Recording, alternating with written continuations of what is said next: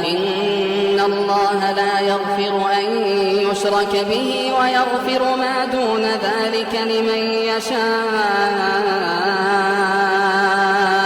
ومن يشرك بالله فقد افترى إثما عظيما.